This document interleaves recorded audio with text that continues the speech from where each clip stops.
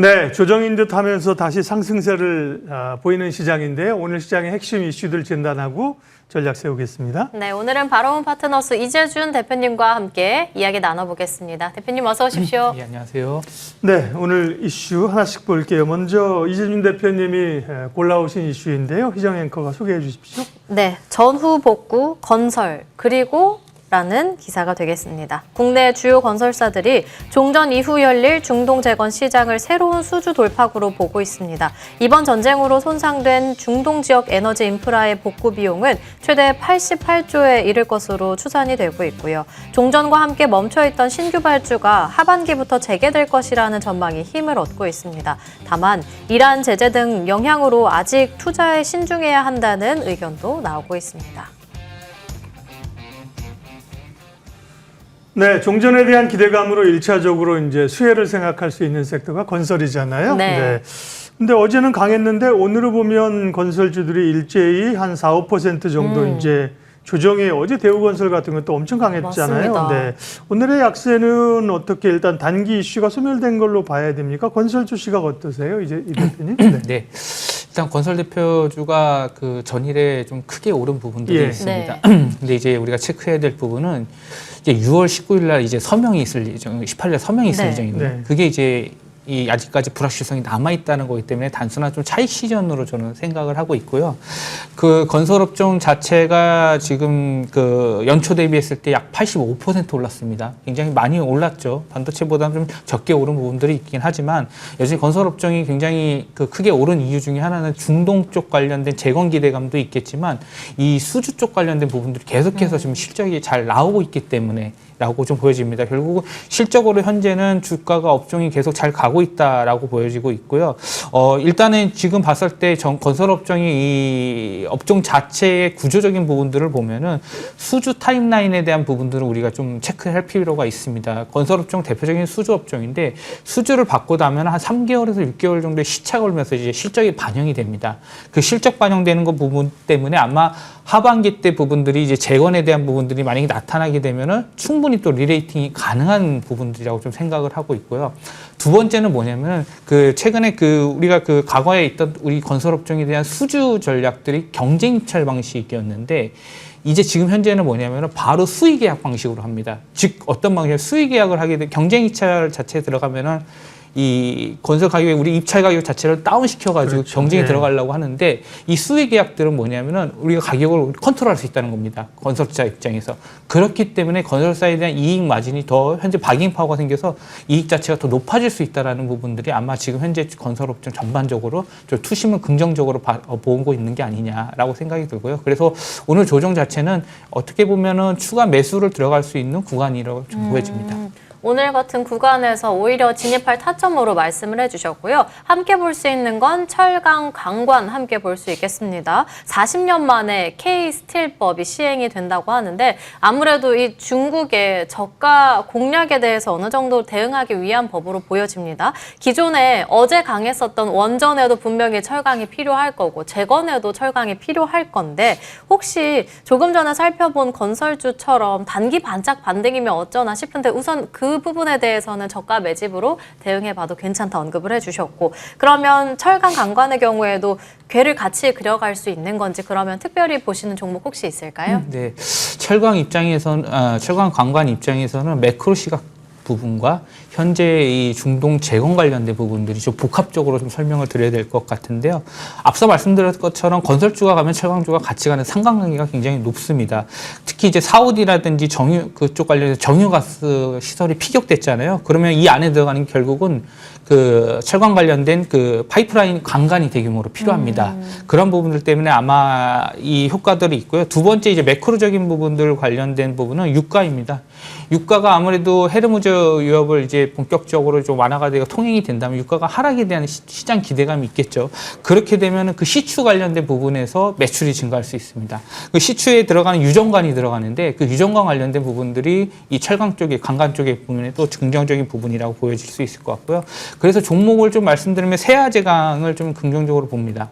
왜냐하면 세아제강이 아무래도 다른 철강주 비에는 좀 그 저평가 관련된 부분들이 있고요. 12개월 선행 PR이 0.3 3, 4배인데 그 유정관 가격이 이제 올라가게 되면은 이게 0.5에서 0.6배까지 올라갔었던 사례가 있습니다. 근데 현재 구간은 0.3배에서 0.4배이기 때문에 대략적으로 30-40%까지 올라갈 수도 있지 않을까. 유정관이 만약 가격이 올라가게 됐었을 때 시나리오를 잡으면 그런 부분들이 있고요.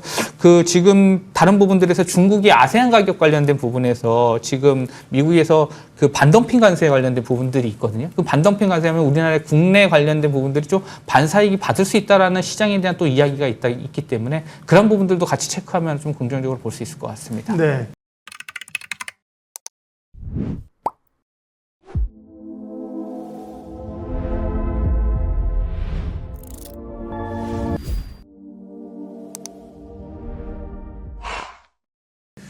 종전이 되면서 한국전력도 며칠 강했습니다. 한 사나흘 반등해서 저점에서 20% 가까이 이제 올라온 건데요. 결국은 유가 하락이 한전의 원가 개선 뭐 이런 로직인가요? 한국전력은 어떻게 보세요? 유가에 가장 좀 민감도가 높은 업종이 한국전력이죠. 전력 관련 부분인데 네. 한국전력이 52주 최고가 대비했을 때 현재 구간은 한 40% 정도 빠진 상황입니다.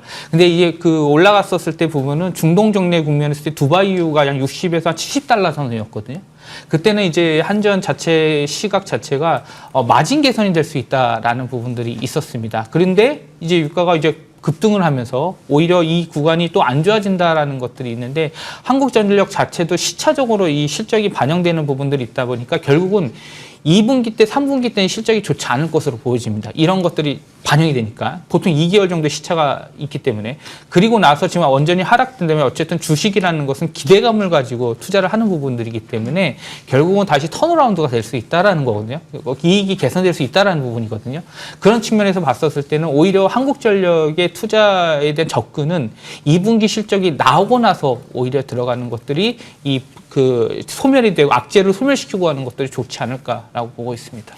2분기 실적 확인하고 한국전력 대응해보자 언급해 주셨고요. 마지막으로 19일에 이제 스위스에서 최종적인 서명을 하게 되는데 네. 트럼프 대통령이 재건하는데 한국 기업 참여하는 454조 원가량의 재건 기금을 검토했다고 해요. 그러면 재건 기대감 속에서 우리가 눈여겨볼 수 있는 관심주는 어떤 게 있을까요? 네. 최근에 이쪽 섹터는 좀 관심을 아직 못 받는 것 같은데 폐기물 쪽을 좀 생각을 해봤습니다. 과거에 이 이게 보통 폐기물은 테마성으로 많이 움직이거든요.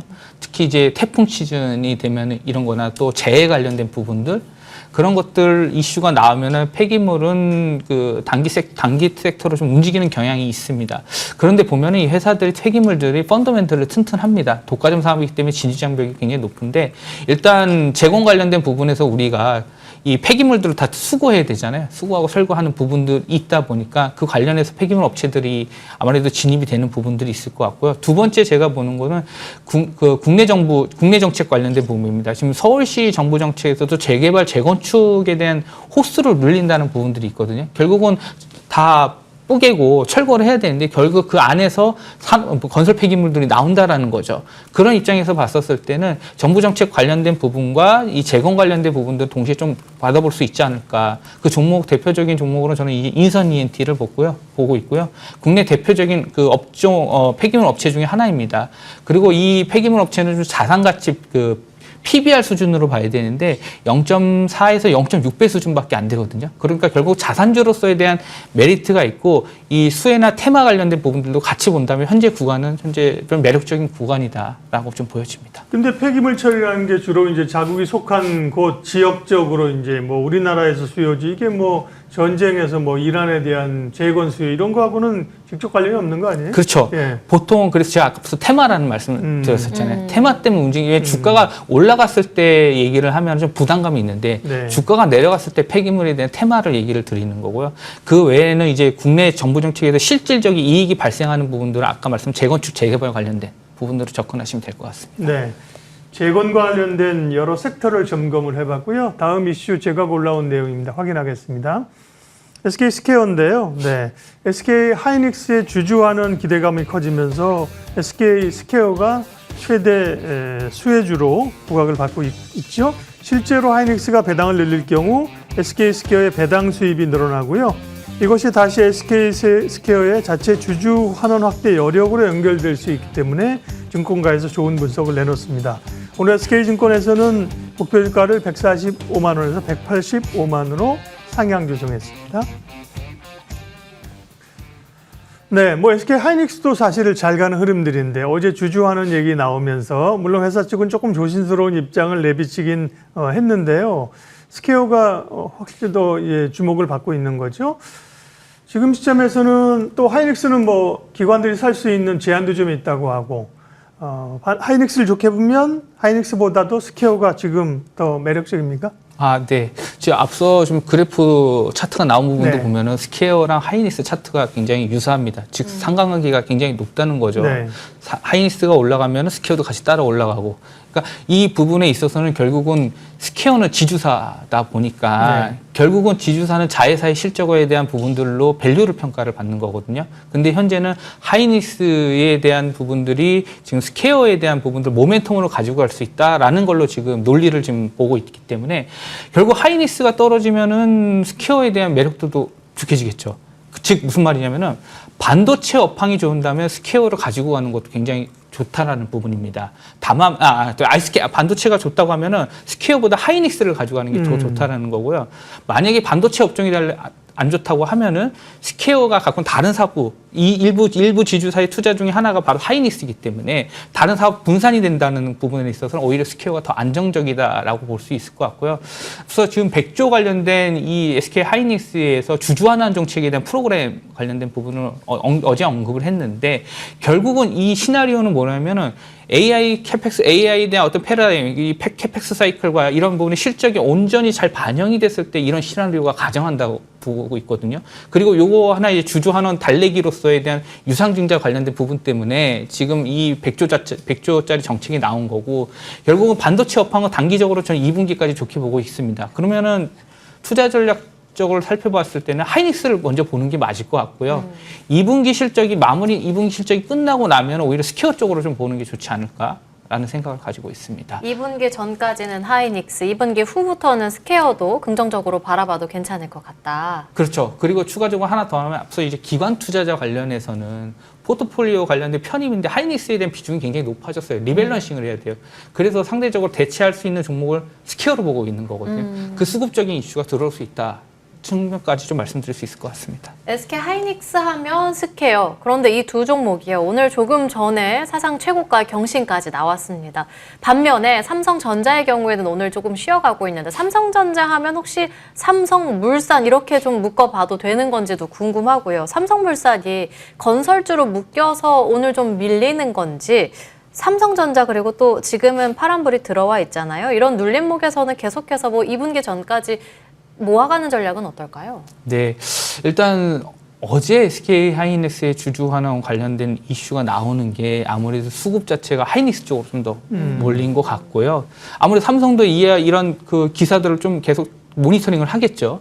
그러면서 삼성도 어떤 주주 환원 정책에 대한 대응들이 있을 것으로 보여질 것 같습니다. 네. 그런 측면에서 봤었을 때는 근데 왜 하이닉스가 지금 더 이 주주 환원 정책을 공격적으로 하냐 보면은 반도체 사업부의 사업부 비중이 굉장히 높기 때문에 반도체 사이클이 굉장히 크게 갈 수 있다라는 측면에서 결국은 반도체 그 안에서 수익을 가지고 환원한다라는 부분인데 삼성전자는 사업부가 다양하지 않습니까? 반도체 외에도 뭐 스마트폰 관련된 부분들이라든지 전장이라든지 다양한 사업부가 있기 때문에 그런 차원에서 아마 사업부 전략에서 충분히 이익이 나와야지 그걸 또 주주 환원으로 있기 때문에 아마 관련된 그 정책적인 부분에서 좀 더 공격적으로 들어갈 수 있는 거는 하이닉스라고 보여진 것 같고요. 그 앞에 이제 삼성물산과 이제 삼성전자의 관계에 있어서는 지금 그렇게 저는 크게 영향이 있다라고 생각을 하지 않습니다. 예. 네. 그리고 장비주들은 소부장을 보면 이제 장비주하고 특별히 기판업체가 강하잖아요. 변동성은 좀 있는 상황인데 소부장 전략 그리고 관심 가질 만한 기업도 있으면 알려주십시오. 네, 일단 그 소부장 관련된 부분들은 반도체 효과에 따른 낙수 효과로 같이 가는 부분들이 있고, 유리기판 관련된 어떤 반도체 칩 어떤 대표적인 어떤 소재, 원재로 이렇게 쓰는 부분들이 있는데, 결국은 소부장 장비 쪽은 이 캐펙스 관련된 부분에서 선행적인 실적이 지금 반영이 되고 있기 때문에 실적이 단기간으로 계속 모멘텀이 잡힐 것으로 보여집니다. 그러면서 충분히 이제 계속해서 그 체크해야 될 부분들은 그 딥테크들이라든지 반도체 업체들에 대한 투자 사이클, 투자에 대한 부분들로 확인을 하면은 장비 사이클 관련된 부분들은 계속해서 아마 수혜를 받을 수 있다라고 보여지고 있고요. 그래서 결국 유리비판 관련된 부분들이 이 업체들이 뭐 삼성전기라든지 LG노텍이 그 파일럿 라인을 계속해서 캐파 건설을 합니다.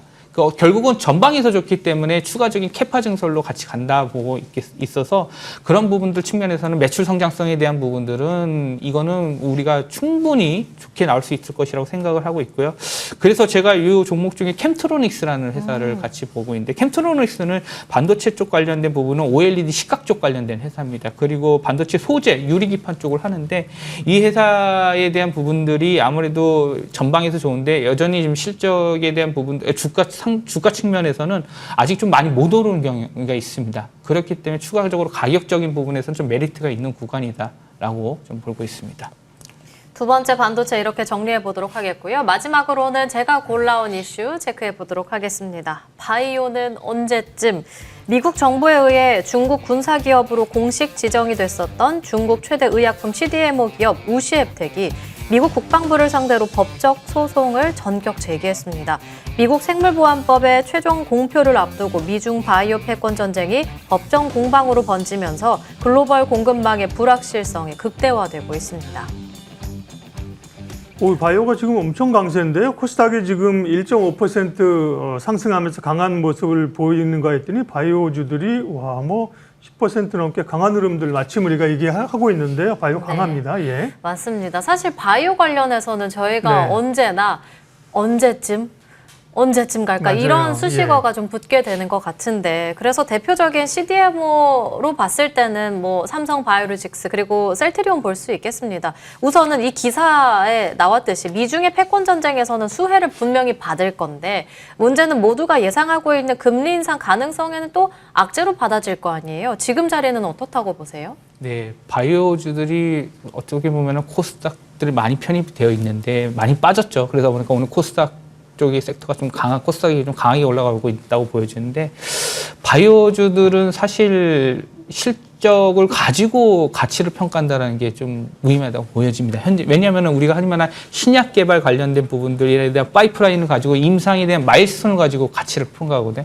그걸 가지고 우리는 주가에 대한 어떤 장래 기대감들을 가지고 이렇게 투자를 하는데, 그 신약 개발을 하는 데 있어서 임상을 하는 과정에 있어서 금리가 올라가다 보니까 이 추가 R&D 비용이 R&D에 대한 부담감을 갖고 있는 겁니다. 그래서 결국은 좀 이런 부분에서 매크로적인 측면에서 좀 눌린 부분들이 있긴 합니다. 근데 지금 이제 들어온 부분들은 좀 가격대에서 이제 조금 매력적으로 좀 생각하고 좀 들어오고 있다고 보여지고 있고요.